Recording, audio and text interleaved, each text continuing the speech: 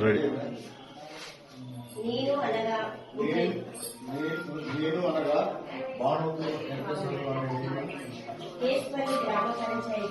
కేస్పల్లి గ్రామ పంచాయతీకి సర్పంచ్ గా ఎన్నికైన నేను శాసనం ద్వారా ఏర్పాటు చేయబడిన భారత రాజ్యాంగానికి నిజమైన విధేయత కలిగి ఉంటానని భారతదేశ సార్వభౌమత్వం మరియు ఏకత్వాన్ని కాపాడుతానని తెలంగాణ పంచాయతీరాజ్ చట్టం 2018 మరియు